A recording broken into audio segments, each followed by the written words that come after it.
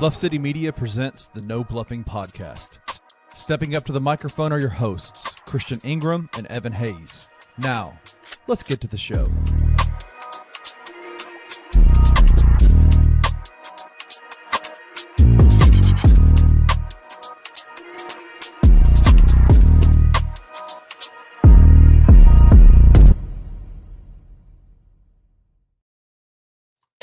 Happy holidays, Grizz Nation. Welcome to the No Bluffin Podcast, where we keep it all the way real, all the way raw, and all the way uncut about your Memphis Grizzlies. Evan Hayes here with Jared Davidson for the Christmas edition of the No Bluffin Podcast. Of course, Christmas is this Thursday, and of course, y'all will not see us again until after Christmas. So, Jared, how are you feeling, and are you in the holiday spirit? Man, doing pretty good. Feeling great. We went and saw some Christmas lights. Yes, sir. So that was good to go get out and go see little drive-through ones. We took our dog, so that was that's hilarious. I don't know, it was fun. It was awesome. But no, it was really good. Doing really well. Holiday season. We finished up all of our Christmas shopping. Got all of our presents that we're gifting wrapped under our tree because we have her family coming in on Christmas Eve. Then we go to my family on Christmas Day. But other than all that, doing pretty good. So how about you, my man? I'm doing pretty good. I'm in, break / Christmas time type thing. So it's kind of a weird time for me where I'm enjoying the break, but I'm also not used to having this much free time. Yeah. So I'm just trying to stay busy throughout the day. Like today I went to the chiropractor. I'm not like hurt. I just like to go to the chiropractor to get like readjusted. Yes, I'm an old man. My knees are bad. But I got some acupuncture done, got readjusted. So yes, acupuncture isn't nice, but if you feel great afterwards, I feel kind of sore right now. But pretty good, man. It's been a smooth week. It's a lot of things that happened over the past week that we would get into, but can't complain too much, man. Just ready for this Thursday. I do have a question though, as a married man. I'm not there yet, but how is it like, with like the in-laws? Like, are they coming to your house? Like, do you kind of split time? Because this is the first year that my girlfriend's actually going to be in town for Christmas, so we're trying to figure it out. So while we were dating, we did our own little Christmas together, but I didn't see her family. She didn't see my family. Last year, being engaged last December, we were able to do it as our first, we see everyone. We did it as like a trial run before we got married. So her parents are split, but her mom's side comes to our house on Christmas Eve. So they come to us for Christmas Eve. They come around like mid-afternoon. We do like appetizers, finger foods, and enjoy time together, open up presents between them. And then Christmas Day around lunchtime, we will go to her dad's side and to her Mimi's house, her dad's mom. We'll go over there, and then we will leave there early so we can go down to Mississippi and see my family and spend a few days. Since that's our last stop, we'll spend like 3 days down there and just relaxing. So yeah, it is a lot. It's chaotic to navigate sometimes, but right now with us being the newest married couple in the entire family, it's easy. It's easy to navigate. It gets to be a lot, but it's kind of easy because we have someone coming to our house and then we're traveling on Christmas. So seem like y'all have it all planned out. I think this year, because I think normally she goes to Mississippi, but I think my girlfriend's going to be over here at my place with my family and stuff. And I think we may go to my grandma's house. I don't know. We're still trying to figure out. So clearly y'all have it way more figured out than me, because it's 3 days out and I still don't know. You have to sit down and talk. You have to navigate. You have to communicate with all the families about what we're doing and whatnot. Like my dad called and he was like, "Hey, what time are y'all getting?" Like he was like, "What time are y'all getting here on Christmas Day?" And I told him, I was like, anywhere between 6 and 8 o'clock. It's a pretty big range. Well, I say that, and Evan, this. Okay, how do I say this? Amy's dad's side is the black side of the family. Sometimes dinner's not ready when they say it's going to be ready. Are they actually black or yes. What? Amy's mixed? Yes, you didn't know that? No. That explains so much now. That explains so much. That Yeah. I'm sorry, y'all, audience. This is just going off on a whole tangent. I did not know Amy was mixed. Yeah, Amy's mixed. Her mom's white, dad's black. So that makes sense. Yeah, black people time. If they say 6, it means like 9. So yeah, obviously. So funny story. The first time I ever did dinner at her Mimi's house, she tells me beforehand. She says, "Get here at this time. Be prepared not to eat for another like hour and a half, 2 hours later." Sounds about right. To get there at 12, we didn't eat till 3. Yeah, sounds about right. That's interesting. That's very interesting. Well, thank you for the little insight into the Davidson household. Even though I think your dog going crazy right now behind you. No, that was actually her. Oh yes, she came out of the bedroom and goes, "Are you talking about me?" I love what Black Ninja DJ is saying. So we know Jared been going to the cookout. Yes, Jared's been going to he's been invited to the cookout for a few years now, apparently. Let's see. So January 2nd, we will have been together for 3 years total. May will be the end of May will be our 1 year wedding wedding anniversary. So you've been going to the cookout for 3 years. Yeah. That sounds wonderful. I hope we can go to more cookouts, Jared. But let's get on track with the No Bluffing news. We've gone on a tangent on the Davidson household. But let's turn me up in the music while we get to our first news topic of the day. Let me not blare that at the start. There we go.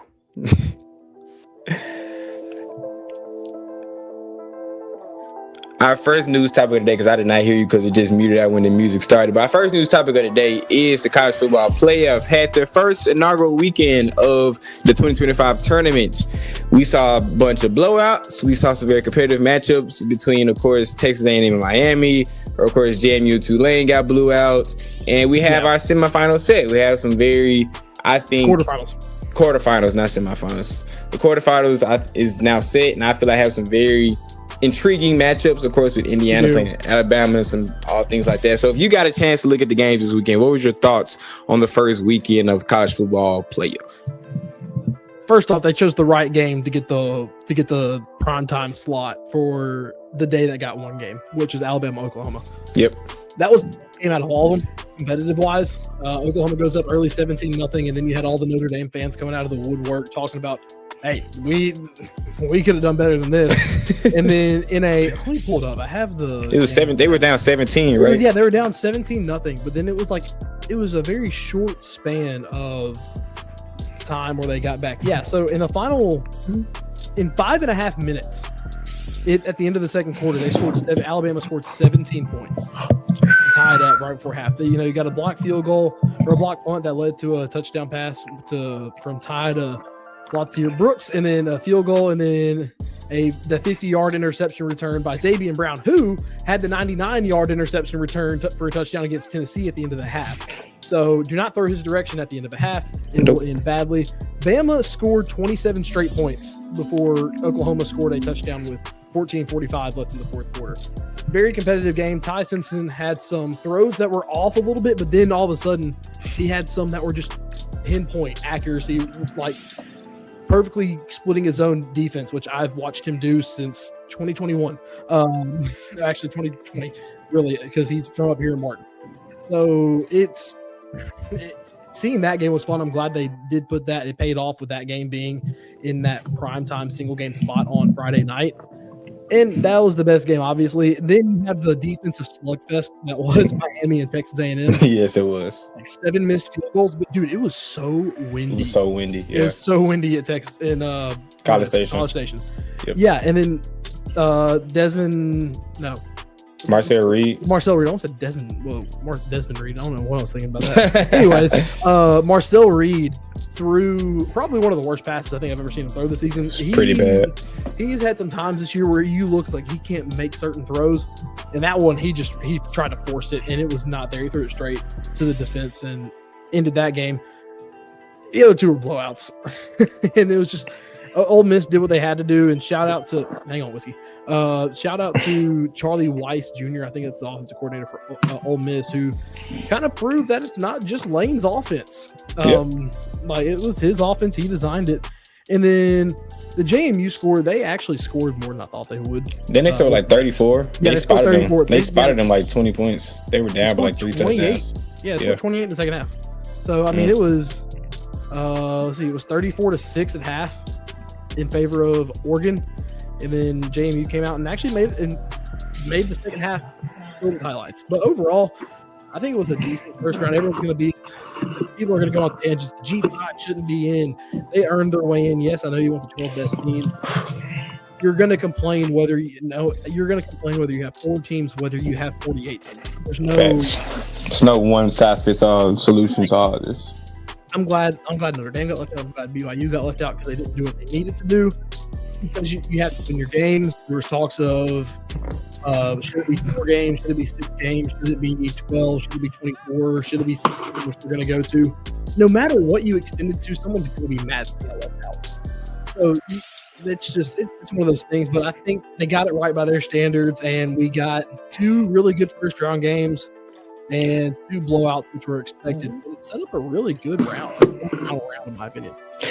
Yeah, speaking of that quarterfinal round, if y'all don't know how the bracket is set up, right now Texas Tech is playing Oregon in the 4-5 matchup. Alabama is playing Indiana in the 1-9.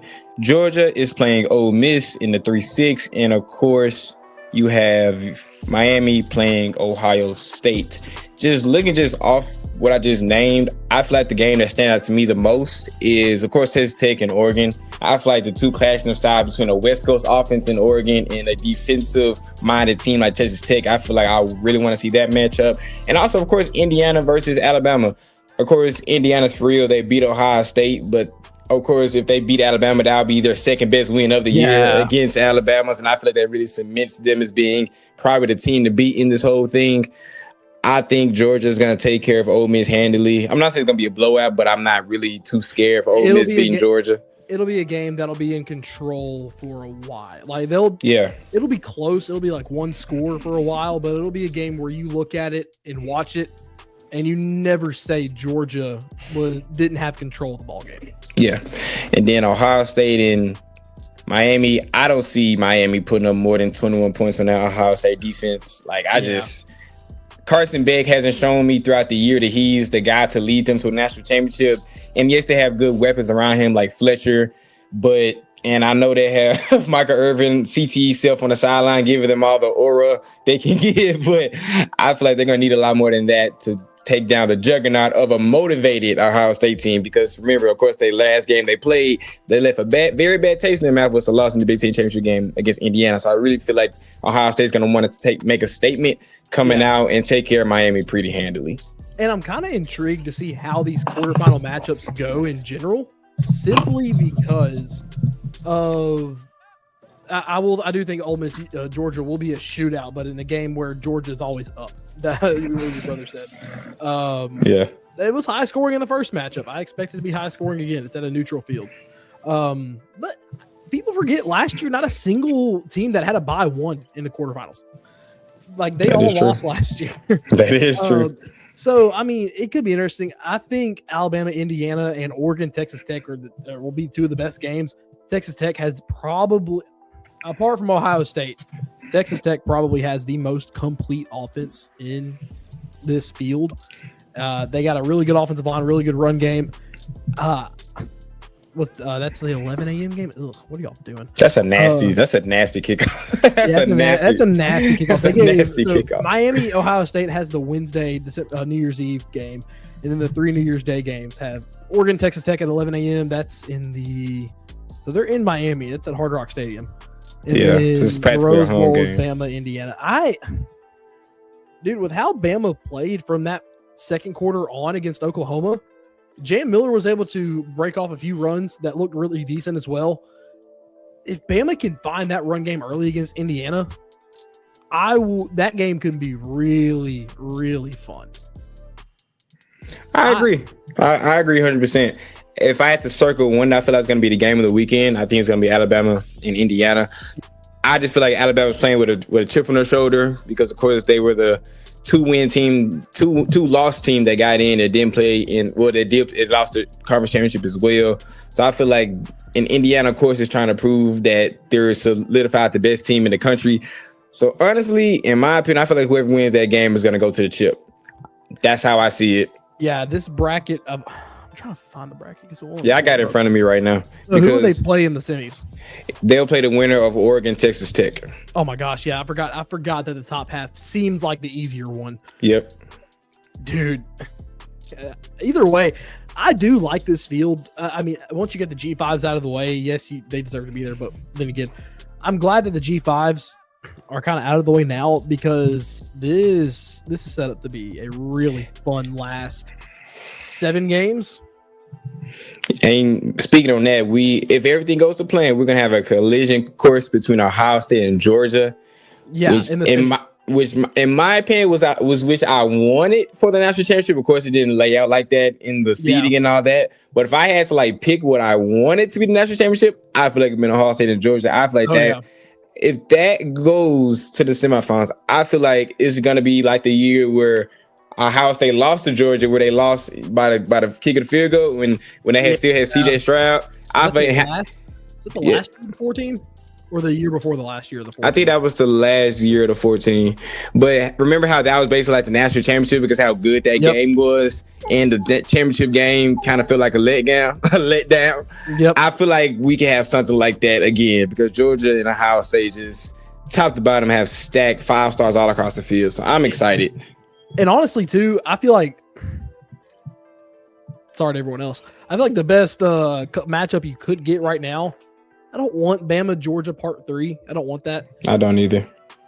Dude, I would love Ohio State, Alabama in this. Yes, that is what I want. If you get the Bama that came out in the last 3 quarters and not the first, excuse me, honestly, not even the last 3 quarters, last 2.5 quarters against Oklahoma, that game, with how good both defenses can be, that game has the potential to be like a 35-28, 28-24, 28-27 type game where one team's driving at the end of the game or one team needs to stop. That's just how that game feels like it would play out. Dude, this is a fun 12 team. I really like the 12 team. Yes, we had blowouts. We had blowouts last year. This just feels like it's shaped up to be a lot better slate than last year. I agree 100%. And I feel like if Ohio State plays Alabama championship, was that the first time they played each other since the first college football playoff when Ohio State knocked off Alabama in the Natty? Or am I just completely just getting that off and they didn't play Alabama at all? I thought they played Alabama. Well, but I could the be year wrong. Zeke was there is when they played and won.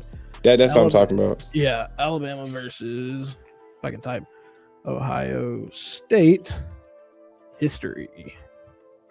What did they play in 2020 or 2021 during the COVID year where Bama won it? Oh, they played. Okay, I put COVID out of my mind. I did too, but I think that's when the last. Yeah, the COVID year. Yeah, COVID year. Bama won 52-24. Okay, so they need their get back if that happens. They need their get back. They played that one in the 2020 season. Yeah, and the last time they played before that, dang, Ohio State's only win versus Alabama was that national championship. Also, so my memory was right. Okay, I was meant to see because I was like 11 when that went off. So I'm glad my memory is right. But yes, that's what I want to see. Of course, Georgia is of course a great team, and of course, Ole Miss could upset a lot of people. But I feel like it's only 3 teams that can legit win this, and I feel like it's Indiana, Alabama, Ohio State. I feel like it's a 3-team race that can legit win this thing. I know that's the point of the playoff or the point of a bracket to like see anybody can win. But in my opinion, I feel like it's a 3-team race. And if I had to rank them, I think I had to go Ohio State, Indiana, Alabama is like in my opinion, the most likely to win to the least likely. I know it's bad because Indiana just beat Ohio State. Too. Yeah, then I got Georgia as my 4. But I feel like Georgia's kind of like a distant 4. I mean, look at it. Kalen DeBoer has coached a national championship, didn't win it with Washington, lost to Michigan that year. Mm-hmm. Kirby Smart has won national championships. Kirk Cignetti has won wherever he's been at, no matter the level. And then Ryan Day and Ohio State are coming off of a national championship. So you have teams and coaches that have been there before. So this is a lot of ways this can go. If there was an upset, it would be Bama over Indiana, just seeding wise. Right now, Indiana is favored by 6.5 in the Rose Bowl. So,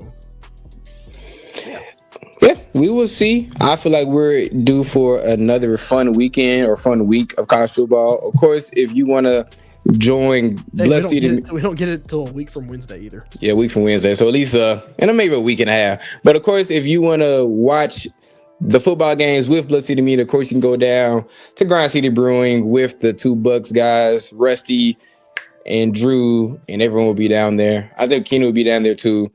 I believe they're doing that on New Year's Day. So if y'all want to, catch that hangover watch party, I believe.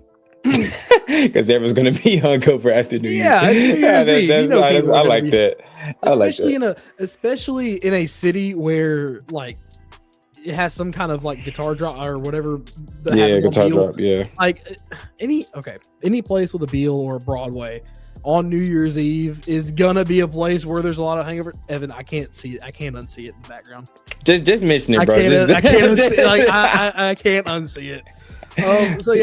Before we came on here today, there's a jersey that's hanging over Evan's, I believe, his right shoulder, which is what y'all's right or y'all's left or whatever. Either way, over his right shoulder. And yes, it is a jersey. For a second, I thought it was a Christmas dress, just read to me, and it's got that like the name across it, and it's dark enough in the blurred. And I seriously questioned Evan before we came on here about what in the world was hanging on his wall, and then I saw the other jerseys, which made a lot more sense.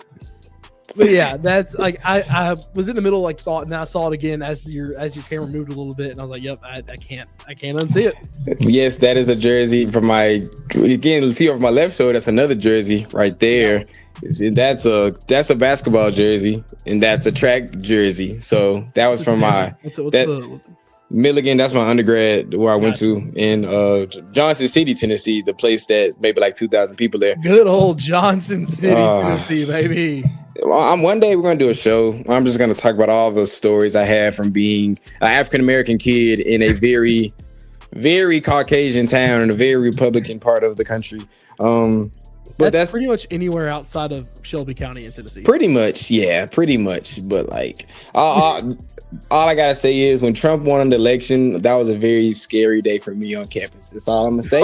And I'm gonna keep going from there. Yeah, you're up there in the mountains. Exactly, mountains. Like I'm passing Knoxville, or northeast. Yes, Appalachian Mountains for real. Like I can touch that much. Like the Appalachian Mountains in some spots are already terrifying. Yes. So, but that's another day for another day. There's no story for another day. Wayno, what's up, Wayno? What's up, Black Ninja DJ? What's up, everybody that's tapped in with us? But we're gonna go to our next news topic, and that is the Grizz Week in Review. I know we normally do that for the main topic, but frankly, last game was very depressing, and we have hopefully an optimistic main topic that we're gonna talk about positive things. So I kind of want to get the negative things out the way first. The last time my fault. You look at it in a grand scheme of things. Yes, last night's night and a half ago. Yeah, night before last. Yeah, Saturday. Yeah, Saturday. Saturday's loss sucked. Grizzlies still went 2-1 last week, and with a good win in there as well. And they're still 5-3 in their last 10, which beats 4-6 in the first 2 sets of 10. So yes, we had a pretty good week. You know, we knocked off the Clippers 121 and 103. We had a very good win against an over 500 team for once against the Minnesota Timberwolves. Still has been performing without Ant as well this year. Exactly, 116 and 110. But Saturday we dropped a very, very, very, very bad loss to the Washington Wizards, the 4-20, well 5-20 now, but the 4-20 Washington Wizards were a game. Well, 4-21. My mistake. I didn't tell enough about how bad they were or how bad they are. Where a game we were up by 20 points at one point at home, might I add. So does the one loss overshadow the 2 wins for you, Jared? Well, how was your thoughts over this week of Grizz basketball? Because it was very weird in my. The loss hurt, but I don't think it overshadows. I mean, dang, we lost BC for at least another 5 weeks, though. I'm going to get to that, too. Now that he'll be reevaluated in 3 weeks. 3. I mean, it doesn't take away from the Minnesota win or the LA win, in my opinion, but it doesn't take away from the Minnesota win because of how well, like, Jaren looked at BC. Jaren just won Western Conference Player of the Week.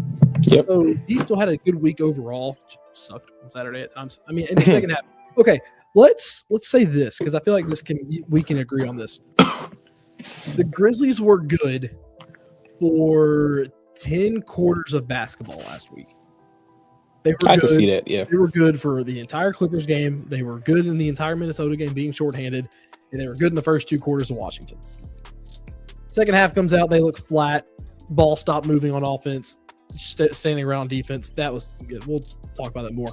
But I mean, overall, in the big picture, the loss, yes, it hurts. That was the Utah loss was stupid. This Wizards loss was the first truly dumbfounding loss of the season. That I will say that.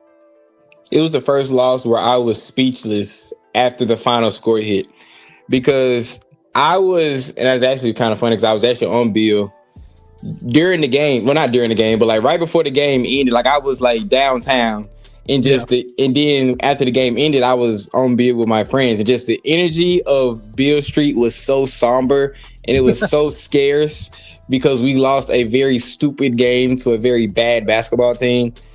And yes, he had to mention Tripp. I guess he did have a great week. One West Coast Player of the Week, averaging 27 points, 8 rebounds, and 2.7 blocks. Looking a lot like number 13, not number 8. But then he looked like number 8 while fouling out in that game against the Wizards, where we really needed him down the stretch. I mean, it wasn't like the fouls were spread out. He had 2 in the first half. And then had 1 in the third that snowballed into the next 2. That gave him 5 going into the fourth. It's just I wouldn't say boneheadedness of it, but just the undisciplined play. That's probably the better word to say it.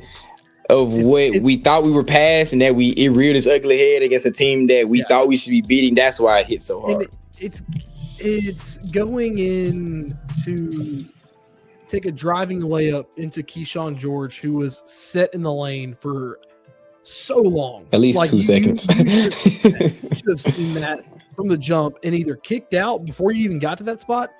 Jaron, I've seen you Euro step before. You can Euro that into a blocking foul instead of a charge.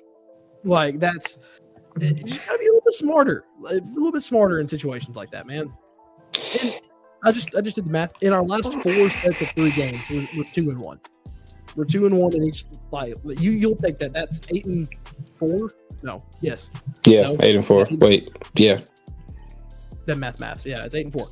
And like we're positive in our last 13, 14, like 15 games.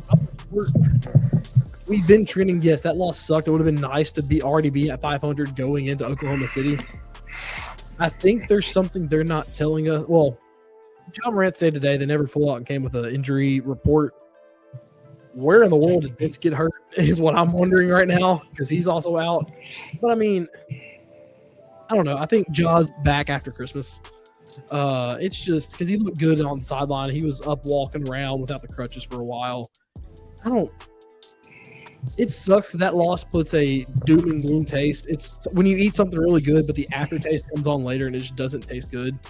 That's what that loss did to last week. I had a very mix of emotions about last week in general, and that, like you said, that game kind of dampened the positive vibes going into it, because you really wanted that game to be the game that we finally get to 500 and we go into the OKC game feeling a lot better.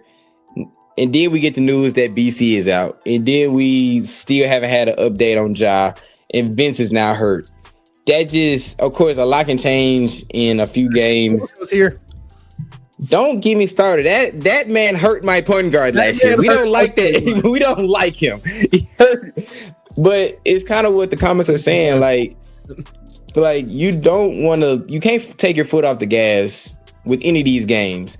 And It seemed like we were trending in such a good direction. Then just to come out flat in the second half against an inferior basketball team, that just makes me question just the consistent drive and motive of this basketball team. And and that's what I feel like 28 games into the year, well, it'll be 28 games now, we shouldn't be questioning. No. You know, like especially this coaching staff has been here. I know guys have been out, but you got to respect the game, and effort should be contagious.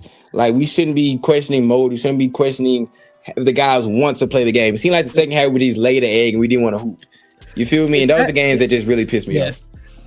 If that were to happen against a Denver or like a Cleveland, it wouldn't hurt as bad, but it's the fact that we did it against the Wizards, where you were up by 20 and you could have thrown out 4 players like Colin Sexton did at Alabama against Minnesota that one year, where they had still could have held on. As you know, it was 3v5, and it was 3v5, yeah, they lost. I think they lost late in the game in overtime, but they got it to overtime.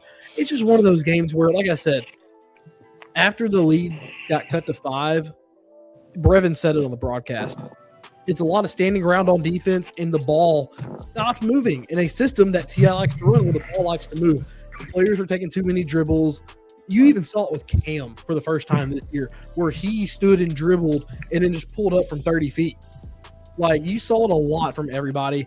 Jaren and Santi were both on pace to have 40-point games. Santi came out and played well in the third quarter. Jaren... Career high, by the way, for Santi. What'd you say? Yeah, career high. Yeah. Career high. And then it's just one of those, man. It's, you seeing the product that was put out on the floor, knowing that this team in the last 2 weeks of games has been improving, like effort-wise and performance-wise, finally getting shots to fall. Everyone looks good. You had a Western Conference Player of the Week on the floor. That's why it hurts, especially because it's against the Wizards. And I feel like it hurts even more knowing that we have OKC tonight. Like, we had another Clippers game or a Phoenix game or any of these like subpar to pretty decent teams, we wouldn't feel as bad. But the fact that we're playing the best team in basketball that's on the pace of having another record-setting year, we don't want this to turn into a snowball effect. And of course, I'm not. 73, in the words of Anthony saying, don't be beat by 73. And it's something that the Saint said in his show that I kind of want to get into the next segment. I'm glad you said that, made me remind me that. But I just don't want this to be a snowball. Like, we have to, even if we lose today. Hey, shout out Wayno. What time is it? It's Wayno, go to sleep, man. It's like 2 a.m. No, it's for him. It's like morning time. Oh, okay, never mind. It's like it's only in Australia. But also, Kenny, hey, run us our checks, Kenny. Yeah, shout out Wayno for filling in for the post game bounce. Wayno is slow. Yeah. You and Wayno have the same storyline. Y'all started as fans of the network, and y'all are slowly integrating yourselves into normal polar opposite side of the world. Yeah, that is true. He isn't like in the southern hemisphere, which is kind of like. He lives with sharks and snakes and everything can kill you outside. But Wayno does a pretty good job of bringing us content and being active. So, again, shout out Wayno on that. Yeah. Hey, shout out Wayno. Appreciate you. Merry Christmas to you too. Merry Christmas to you too, Wayno. But it just, I don't want this to start a snowball effect. Even if we lose tonight, I don't care if we get beat by 30. Just don't let this go into the next game and go from there. We keep it within somewhere around 10 the entire game, and then Oklahoma City does that thing where they pull away late. I will be okay. Yeah, I'll be fine. Like, we have another. I feel like regardless, this was a scheduled loss, considering that they're coming off of the loss to Minnesota, is Oklahoma City. So I don't know, just one of those games where you're not going to compete with OKC this year, but yeah. Yeah, because we still have the Jazz coming up. We have the Bucks. We have still a pretty decently favorable schedule, like outside of, but it's starting to get a little harder because you have the 76ers who are decent, the Lakers back to back, the Spurs, the Suns, the Thunder again, the Nets. The back 2/3 of the schedule is a lot easier than the first third. That's true. Like, we have some favorable.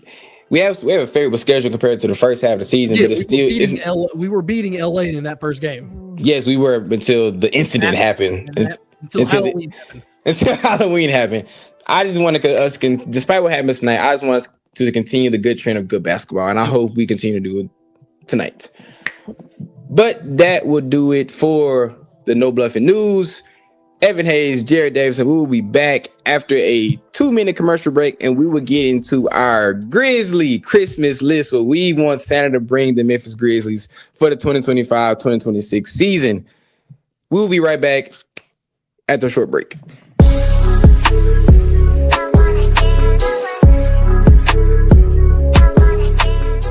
How much of this is fixable with time? I mean, I think you can maybe see the effort get better. I think they can probably rebound a little better, and they can start getting the right guys the ball more often. But beyond that, I think it's pretty fair to say that this team is capped. to a certain extent. You may just be what you are. If the question you're asking is what is fixable, and if it's fixed, will it produce what we saw last year or the year before, whatever it may be? If that's the ultimate goal, that might not be a proper goal for this team. The goal is to get the team fixable to where they can win the conference and make it to the NCAA tournament, and then potentially do some damage as they go into the NCAA tournament. There are some things that are fixable. There are some things on this that we saw out there that are absolutely fixable. Tune in to Tigers Live with Francis Carlotta, live after every Memphis Tiger basketball game on the Bluff City Media YouTube channel.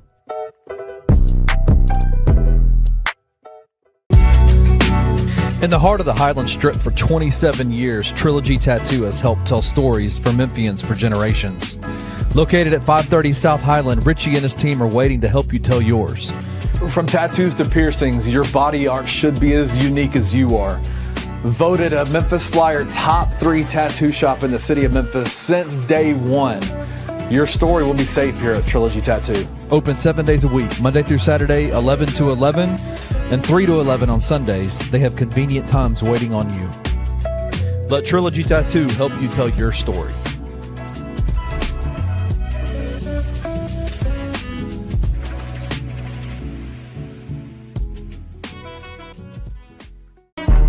Calling all Tiger fans, your place to watch the first round matchup between the Memphis Tigers and number 1 ranked Purdue Boilermakers is at Mugshots Grill and Bar in Collierville, Tennessee. 4:30 p.m. Thursday, November 20th. Come hang out with Bluff City Media at the South's premier sports bar. Great food, beer specials, and large television screens will make Mugshots the place to be to cheer on your Tiger basketball team. Also, Tigers Live, the premier Memphis Tigers postgame show, will be live after the game from Mugshots. Come hang out with us this Thursday.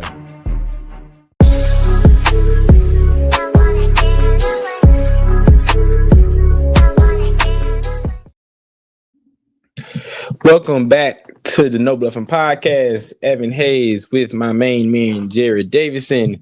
Of course, you can follow us at E11 Hayes. You can follow him at JB Davidson _. You can follow the pod page at the No Bluffin Pod. We're starting to get a little more active on there. Of course, when Chris comes back, because Chris has the main access to that Twitter page, he can really turn that gen up like he always did. But yeah, now, is in the spirit of the holidays, we have this idea we came up with as our Christmas list for Santa, because it's been a very up and down year for the Memphis Grizzlies so far. Of course, 13-15 on the year, been games, some bad games. So we wish that Santa can bring us some, good fortune into the new year. Yeah. So our topic today is the Grizzmas list. I have 3 things. Jared, do you want to go first, or do you want me to go first? First for the year. We can alternate this. We can go one or the other. Okay, we can go 1-1. Let's go 1-1, 1-1. My first, what I want Santa to bring me for Christmas for our Memphis Grizzlies is a healthy basketball team. I feel that should be the top of everyone's list. That's the top of mine. I'll tell you that. Number 1. So we got the same thing for Santa. I just want to see just how many guys we have out for tonight. I know it's a lot. I just want to count. 8. Brandon Clark, Zach Edey, Ty Jerome, John Conchar, John Morant, Scottie Pippen Jr., Javon Small, and Vince Williams. Yes. Hey, 8 guys. He off the dome. Jared knew.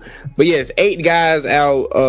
We have calf strains. We have ankle injuries. We have stress reactions. We got thumb injuries. I think everything besides conch is a lower leg injury. Yeah, I don't know. Actually, we should make this like a parentheses, a new training staff, a new sports medicine staff. I brought up a theory on the last post-game bouts. Because, back in the 2016-2017 year, we were really hurt in that round 1 loss to the Spurs that year. And then things happened. Whoa. Oh, I was trying to say a bag of sensu bean for the player. I saw that fun. I thought that was a funny comment. Yeah, that one. What was it? It was the year that Conley broke his face against the Warriors, and the year TA pulled a hamstring. Yeah, it was 2015. We have been injured ever since in every single season. And I made a joke, slightly serious, majority joking. about we just got to sign Conley to a 1-day contract, let him retire as a Grizzly, get that last core 4 out of here, and maybe that eases the curse or ends the curse. Like maybe that's how this thing goes. But please just give. That's number one on both our lists. Give us a healthy freaking basketball team. When we were at Anthony Saints' wedding, again, congratulations to the Saints. I told Rusty, can you just apply to be the head athletic trainer job for the Memphis Grizzlies? Because I'm so sick of these phantom injuries happening, guys that are out for 6 weeks for things that shouldn't be a 6-week long injury. So yes, we need a healthy basketball team. I'm so sick of saying when we get healthy. I saw a retweet. I feel like one of the last times that we had a full healthy roster was 2017. That wasn't the last time, but that was the time that came across my timeline today. Yeah, that popped up a lot across a lot of people's Twitters today. It was the one where the Grizzlies were status update, and then it's ... Wait, we have no new injuries. We have no injuries to report for this game coming up, and it was the PR team. And I feel like if we ever get to a spot this year where we have no one on the injury report, they need to bring that little joke back. So. I think so too. I think Black Ninja DJ, he has the best comment. I've never learned so much anatomy. I've watched so many YouTube videos about how to heal these injuries because I don't understand how we keep getting injured. Dude, Scotty's was right before preseason was literally called the Great Toe Recovery or whatever, and we're like, huh? Why? Just why? Conchar messed up his thumb out of nowhere. So it's a UCL tear, which you have your UCL goes from your thumb to your elbow almost. It's the same name, but that's a common injury, for basketball or in football, or because your thumb, the way it moves, it goes and that ligament can tear. And so that surgery, usually with how active your hands are, it has a decent recovery because you're always using the hand. Yeah. So. But yes, number one, of course, Brandon Clark played 5 quarters of basketball before he got hurt again. He missed a third of last season with a knee injury. But first he tore his Achilles, then he had a knee injury, and now he had a calf strain. Yep. He played. We couldn't have Brandon Clark for 5 quarters, and he looked damn good in those 5 quarters he played too. Excuse me. And now he's hurt again. So yes, number one, a healthy basketball team. Because I am so sick of Grizz PR. I have dreams about Grizz PR and the nightmares that they give me. I don't care. We just need a new staff. Just fire Grizzly PR. They can't upload nothing else until it's good news, until everyone's coming back. They should just go dark for 3 months until everyone comes back. I feel like that's the best way to. That's a league fine and a violation right there. It is, but I feel like that will rebuild the trust between Grizzly PR and the fan base, because right now we hate Grizzly PR. It's not even their fault. They're just doing their job. But they're the one that's bringing us all the bad news. So we can't stand to dislike the people that's bringing us the bad news. Yeah. So being that we have, do you want to go to your number 2? Being that we have the same number 1? Yeah, we'll snake this. So I'll go to my number 2. My number 2 is for the Grizzlies to finish the year 46-36. I think it's possible. 10 games over 500. That'll sit you anywhere from 4 to 6 in the West, I believe. It's just where I'm looking at it. But yeah, I mean, we're 13-15 right now. We were on track. We were 1 game below 500. I still think we can get to right at 500 before the new year ends, considering you already riding in tonight's loss, putting us back to 3 games below. Then you go Utah, Milwaukee, Washington. That can easily get you back. You go 3-1 in that last you go 4-1 in this last stretch. So losing to Oklahoma City, my math's not. 4-1. You win your next 3, that gets you to 500. You could be at 500. You could be right 1 game above 500 at the end of the new year if you win out. So yeah, and like we said, I think we said it last week. There's a dumb loss in here somewhere, and that was before we played the Wizards. Yep. But, and I said it on this show last week. Win one of the Timberwolves or the Thunder, because we led against the Thunder. We beat the Timberwolves. So this game, like I said, that's why I'm okay with losing it. You can still get to 500 or even 1 game above 500 at the end of the new year. But I think there's a good shot with how favorable the 2026 calendar schedule is for the Memphis Grizzlies We could be 46-36 by times it. That's on the Grizzmas list for me as number 2.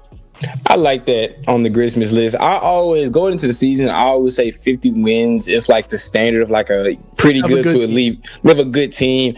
And that may be a little bit of a long shot. So I think 46-36 is a great consolation prize. I think that makes us have to go 33, and we have to go 33 and 21 to end the year, and that sounds so doable. That's doable. That's very doable, even with guys out, because like you say, we have a favorable roster, a favorable schedule coming up. So if guys can slowly start matriculating back, because it seems like we're not gonna get everyone back to maybe like February. Like I said, I think we are 4 weeks away, barring anything else. Knock on wood.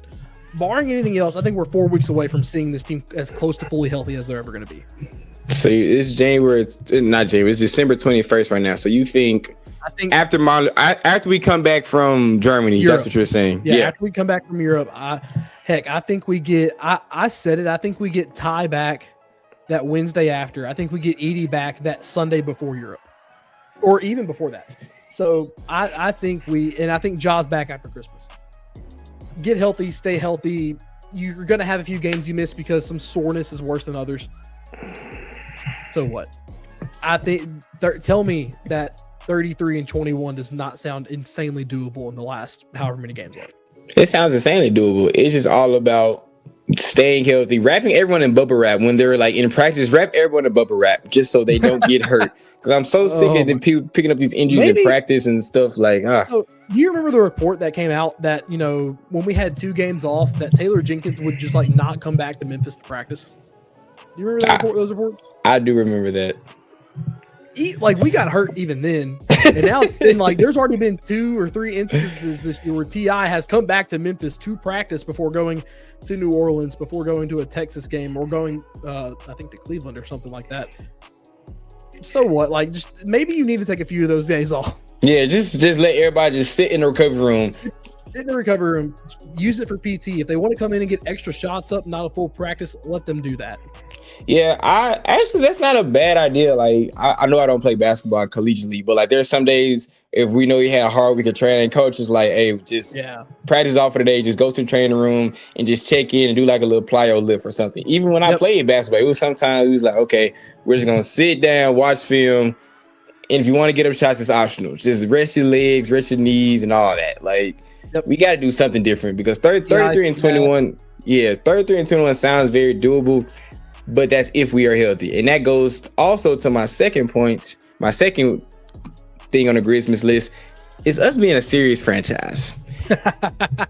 And I know if your tweets the last 48 hours have said anything, I know where this is going. If y'all's been watching my Twitter for the last 24 to 48 hours, I've been very annoyed.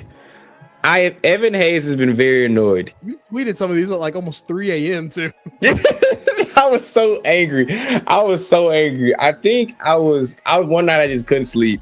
And I was just going through my Twitter and I was just going through all like the Grizzly PR stuff and looking at. I was like, I'm so freaking sick of this. Everyone knows before Jerry came on, me and Chris had this conversation maybe like a few months ago that are we a serious franchise? Do we move like a serious franchise? Sane said something today on his show that I believe, but I wish he was wrong. He said he feel like Zach Kleiman had his hand on the button and be like, hey, if we make the playoffs this year, cool. If not, cool. Because we have these phantom injuries like Vince Williams. We have these, I never want to be the one to recommend people playing hurt, but it's something about Ja Morant's injury that it went from questionable to doubtful to just out.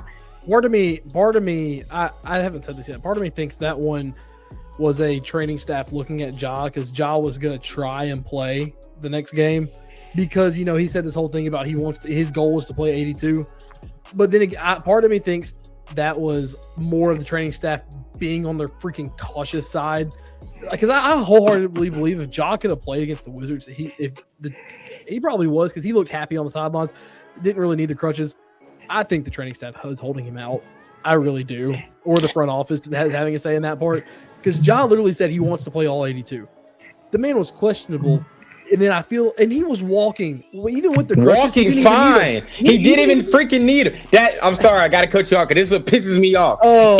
Either the players want to sit out and they not being serious, or the front office doing the call from us to say we don't want you to play. Either way, we're not a serious freaking franchise. There's no freaking way that we've about to play the Oklahoma City freaking Thunder tonight, and we have 8 guys out. Vince Williams mysteriously got hurt. Our best player isn't playing. Like, you can't tell me all these are just phantom injuries and just guys just miraculously just hurting themselves all the time. This is getting called, and he's not entirely wrong, because I was definitely upset because y'all don't understand how emotional investment I have in this basketball team. And when I see us moving like an unserious franchise, it makes me very angry and sad, where I have to listen to R&B music sometimes. So can we just please be serious? We got our players beefing with the coaches, even though that ended. We got the coaches. We got the coaches. Tomas, he don't want to answer a question like straight up. He has the John Cena disease where he can't answer a question just straight up, and it makes me so freaking mad. No emotion, but he has no emotion when he answers it. He's just like, well, we tried to execute and we didn't execute the best way tonight. You know, with guys out, guys are in positions they aren't being used in, but we didn't come out with enough effort in that fight tonight. I just said a Tomas Islo press conference for the past 10 games combined. It's been a variation, or we played very well tonight. Guys came in with a lot of energy. Guys executed the best way of their ability. They moved the ball and we got points off of turnovers. Unserious franchise. I'd rather have a coach like Joe Mazzulla saying he wants to get a freaking wolf for his wife than Tomas Islo robot self that doesn't want to explain anything thoroughly to the media. I'm not saying I don't want Tomas Islo as a coach, but we move so freaking unserious. I cannot stress enough how unserious we move as a freaking franchise. Zach Kleiman, yes, you draft pretty well, but you can't bring veteran guys in to get on the same timeline as our stars besides Kentavious Caldwell-Pope. It's just, I can go on and on. I can. Oh, I'm sorry. I'm gonna get mad again. Can we please just be serious, Jared? I just want to be serious. I just know other franchises don't deal with the same BS we be dealing with. I know that. Nope. Okay, I'm off my soapbox. All right, what's your third? Okay, I'm off. What was my third? Oh yes, I only gotta look at my notes. Ja Morant, Demetrius Jamel Morant. Can you please become you again? I am so sick of defending you to my friends in comments of TikTok videos and all that.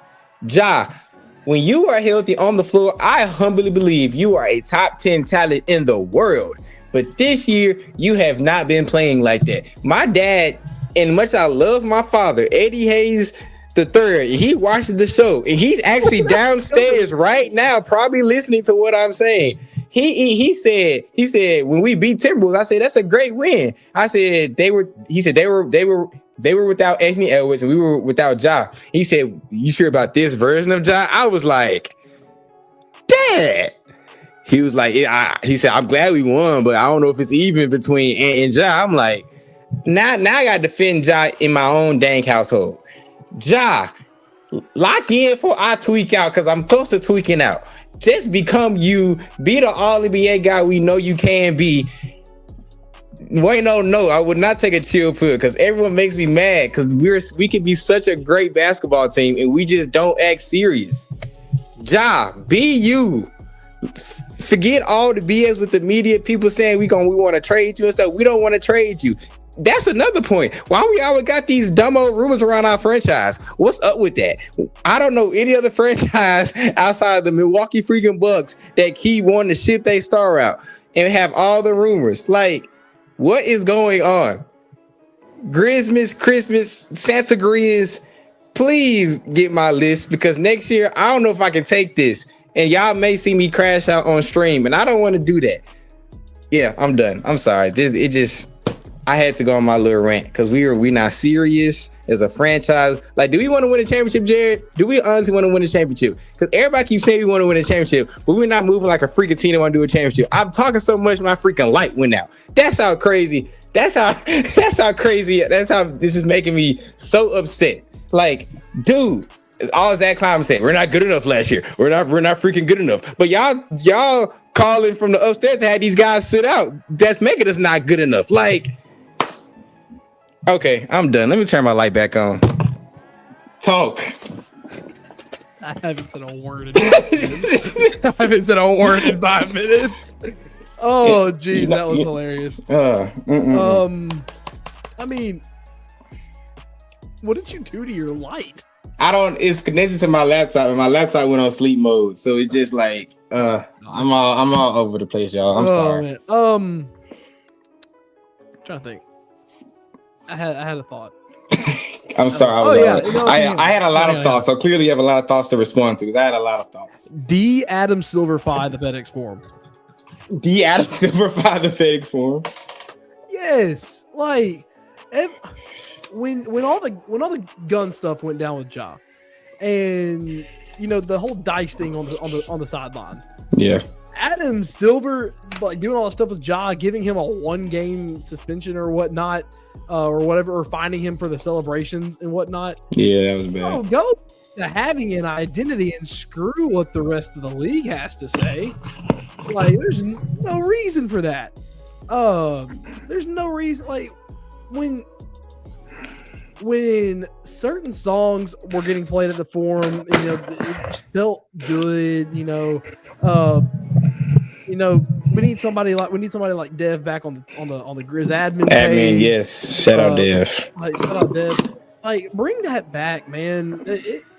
Y'all took it to a whole other level. Memphis has an identity, and we have strayed so far away from that as far as game production wise. Not even just the game.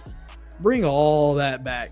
Like, you don't screw it. Oh, I have another one. This was that was one. But that's one that just popped in my head. I had another one that I had written down, but this one kind of overtook it. Get us to the East, please. Silver, please. Expand to where you want to go.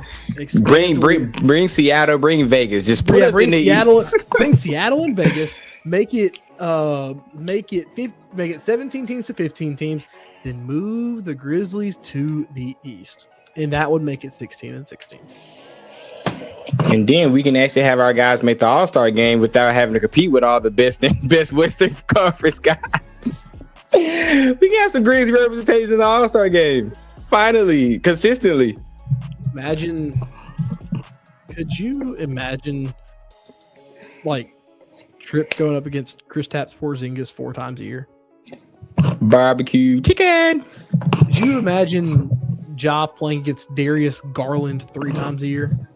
Lesser, but also very good barbecue chicken. Yes, very good. Could you imagine Zach Edey going up against the likes of Charlotte, Orlando, Atlanta, Washington, gourmet, like, Michelin star, 5-star barbecue chicken, please? Yes, like, you get the Nets 3 times a year as well. Like, you get the West teams twice.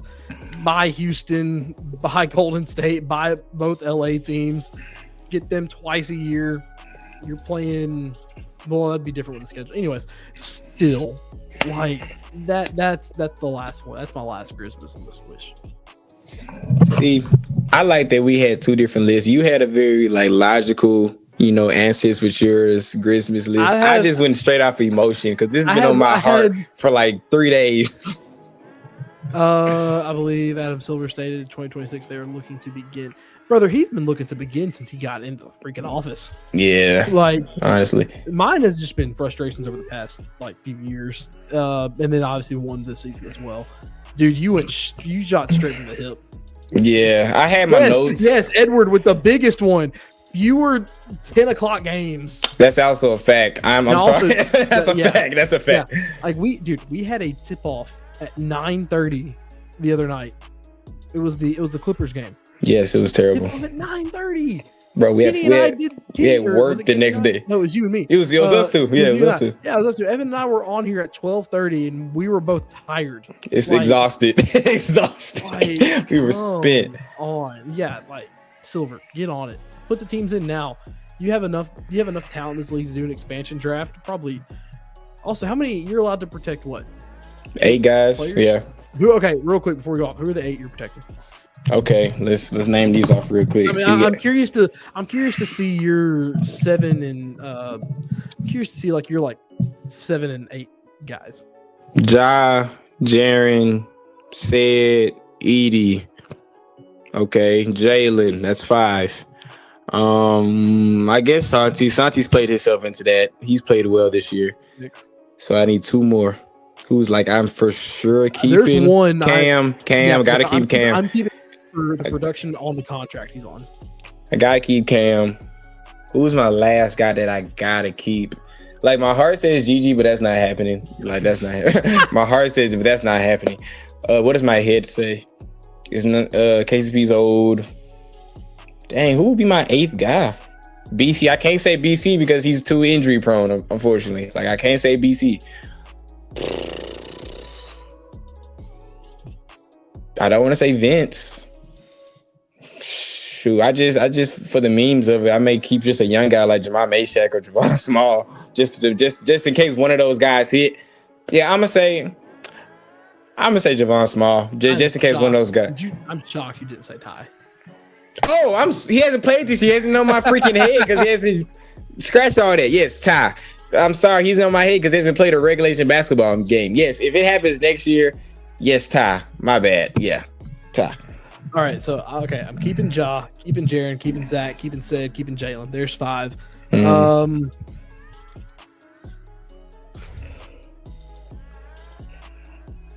I keep Santi. He's 24. Dang, Santi went to Loyola Maryland. Did not know Yeah. that. So there's 6. I keep Cam. Well, here's the thing. This whole conversation, because if there was an expansion draft, you had to choose between Cam and Ty. I feel like you would choose between those 2. I would keep Cam over Ty, cheaper contract, and he's done what we thought what Ty would be able to do. So that's where I keep Cam. And I kind of set you up a little bit because I gave you the 4 Ty thing. Yeah. I'm keeping Omax. Nah, you lost me. You lost me. Hear me out. If he got more run, which he should have gotten more run. That is true. Game, you put him in that BC spot. You can put him in that BC spot when you have a guy like him on a 2-way. Teams are going to want Ty, especially in the expansion era. Teams will come trading for Ty, in my opinion. But you have Ty and Cam to where you can lose BC injury prone. So what? Cam does what we want Ty to do on a cheaper contract, so I keep Cam. And that's where the whole Omax thing comes in. Or it's either Omax or Javon Small, because I've loved what Javon's been able to do as a backup point. But then again, I would give the edge to Omax because he plays that VC role so well when he actually gets runtime. Yeah. Because I feel like we're coming up onto a time where if the expansion draft does happen, cool. We're coming up onto a time where this roster is going to have to make moves just with how many people they have on it right now who could get quality minutes when all healthy. And I feel like Omax is a guy you keep on one of those 2-way contracts that goes up to a minimal guaranteed deal. That's a really good contract. So I don't know. That's why I'd keep at the 8. But realistically, they would probably do Ty Jerome. But yeah. Then again, in my opinion, you're getting 2 of the same thing with Cam and Ty right now. The only reason I see your point because, like you said, they play similar positions, similar roles, but I'd rather have 2 flamethrowers on my team than 1. True. So that, and also I feel like you can find another Omax in the open market. True. I don't feel like you can find 2 flamethrowers on your roster this accessible that's already on your roster. Fair enough.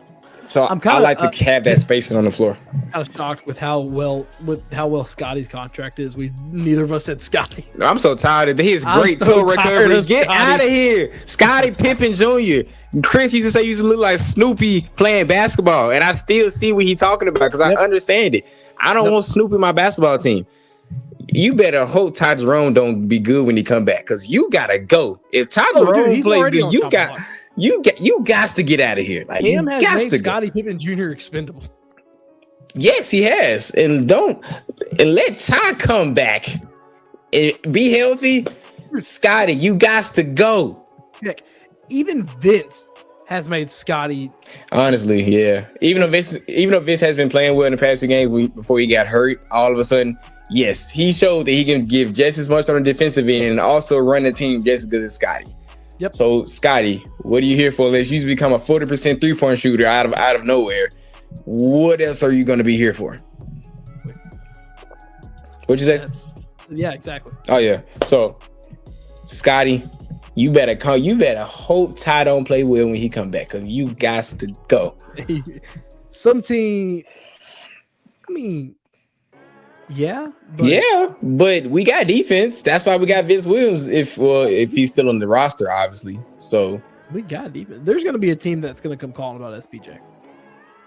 They're going to be a team like the Bucks or something that need a set point guard or somewhere, and they're going to call without Scottie Pippen, and he has a decent contract too. So I feel like, Edward, I agree with you, but I feel like we're not going to be missing Scottie that much. Like, yeah, I mean, shoot, yeah, no, he's one of those guys that can get tunnel vision on the offensive end as well. He put his head down. You could say he not finna pass this month. He not finna pass that. Wait, who's starting tonight? I just saw that tweet. Oh, they just don't break my heart tonight. I'm gonna break your heart before you get on here. Cam. Okay. Ed. Jay. Okay. Trip. From Lundale back in South Carolina. Oh, Jerry, you're finna have a very long night. They're putting Lundale back in the starting lineup. I know it's because they have Chet and Wemby. I don't care. I said I heart. I think Isaiah Hartstein, I think he's questionable tonight. He may not play tonight. See, I can pull up the game actives real quick because I have ESPN pulled up if it'll let me. Oklahoma City.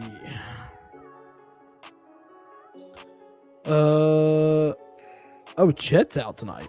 So Chet is out now. Isaiah Hartstein. Chet's out, and which Jalen Williams is? It's the light skinned one, the one that doesn't play a lot. Arkansas, yeah. Yeah, the one's Arkansas, yeah. Yeah, Caruso's out tonight too, and Aaron Wiggins. They still have SGA and Jalen Williams. So I'm being insufferable tonight. I'll be insufferable on Twitter tonight. Hey, if we win this game, I might hop out of bed and hop on with you and Kenny. Like Jerry said, I'm doing the post-game bounce tonight. If y'all want to catch me in maybe around 3 hours for again another 8:30 tip. 8:30 is still a nasty tip, kind of. So. It is nice, but our guys aren't playing because we are unserious freaking franchise. See all these things kind of run around together. They all wrap around each other. Got all these guys at national television. Like, we were playing on Christmas 3 years ago. We were playing on Christmas. How the mighty have fallen. We were playing on Christmas Day, and now we're on Peacock. We can't even have our best players play. Explain, Jay. You're a smart guy. Explain that. Explain. Shoot, I got suspended. We fell off. That's literally what started it all. National media said, done. Literally, the national media saw what the Grizzlies were doing and then saw that OKC started to replicate it and said, shiny new toy. That actually worked. And then they won a championship too. So they're like, oh, we picked the right franchise to back. And they have the MVP on that team. Trade Ja, trade Jaren, trade everybody. Yes, and to the new Ja would be better. Ja would be better under Eric Spoelstra and the same offense he hated last year. And Nola Roach. Oh, Nola Roach's offense would be very funny. Dude, they already hate him over there. Oh my gosh, he would actually crash out on the bench. Dude, they already hate Nola Roach in Miami. It's so funny. I know the show's off his rails now. We're past an hour. But it's so funny how Miami started so good, and then everybody figured out, oh, they're running the same offense as Grizzlies did last year, and then now they're just plummeting out the face of the earth. Go find the clip. JJ Redick described it perfectly last year when they played. He was like, yeah, they want to get to the middle. Like, they run screens. They want to get to the middle of the offense. They will reset it. They want to get to the middle of the paint, in the middle of the floor all night. And if you can stop them from funneling it into the middle of the floor any time of the possession, it's an easy to stop offense. It's just very repeatable to stop. And dude, the way JJ Redick broke it down last year before we played him, dude, it was like, why are we running such a simplistic offense right now? Unserious franchise. We had unserious assistant coach. It all comes back for us being an unserious franchise. Y'all can't. I know we got Penny Collins from TSU, but I know he's not the head assistant. Oh no, I'm not a Penny Collins fan. You're not a Penny Collins fan? No, he's not a good basketball coach. As a head coach, he may be good in an assistant role. As a head coach, he was. Is Jason March still our head assistant? I don't think so. Is Jason March still our head assistant? Maybe. He may be our head assistant. Who knows? Grizzlies play the Thunder in like 15 minutes. Yeah, more like. Hang on. 25 minutes probably. Yeah, because Charlotte and Cleveland are still have 9.5 in the fourth. It's gonna be a long night for Evan Hayes, y'all. But before we get out of here, let's pay the bills. Go to our FanDuel pick of the week, and your dog really wants some attention. So let's. Well, he's been to Christmas lights tonight. He can wait. Yes, that is true. My pick is on the Grizzlies Oklahoma City Thunder game. Right now, we are a negative 15.5 dog against the Thunder. And call me biased, I'm going to take that. I feel like we cover. I feel like we lose by 14. That's going to be my... Have you looked at the money line? What is the money line? I took a screenshot of it. It's 1,200. Hey... Grizzly, yeah. The Thunder are favored minus 1,200. The Grizzlies are plus 750. I'm betting it. I don't care. YOLO, Christmas spirit, Christmas miracle. We're gonna walk into OKC and catch a dub on national television. Why is that game tied at 14 right now? You. Oh, the Indianapolis game. Yeah, Colts and Niners. That's a nasty game and disgusting. Wow. Let's see. You know what? Give me a little parlay here. Give me Cowboys minus 350, Vikings plus 225, and Broncos Chiefs over 36.5. Little 3-game parlay right there. I like that. Me and my dad were talking about this the other day, how like the AFC. Go ahead. But like the AFC quarterbacks who's like going to the playoffs is not who you would have thought. Like the fact that Bo Nix, Drake May, Trevor Lawrence, and Aaron Rodgers are the top 4 seeds in the AFC is like kind of funny going into this year because I would not think that at all. So he was asking me like, who am I the most confident in going into it? And I was like, I guess A-Rod, and then like Bo Nix, I guess, because this has been a weird NFL season. $10 gets you $69 on that parlay. Right there. It's plus 697.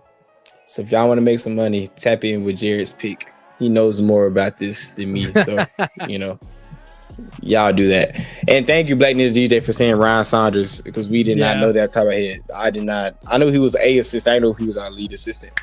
But clearly, this has been a longer than expected No Bluffin podcast. But, it happens. We're giving y'all... It's Christmas week. I'm off work till January 3rd. So.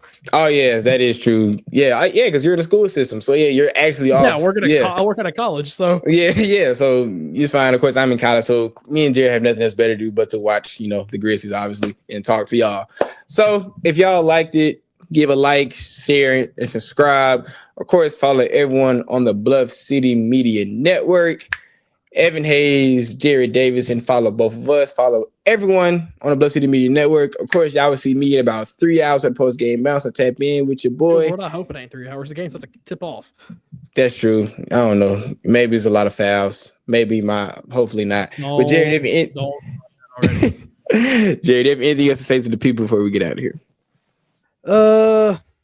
Nah, man. Merry Christmas. Happy holidays. Enjoy y'all's break. Enjoy time with family. However y'all celebrate Christmas and the New Year's, do it safely. Enjoy it.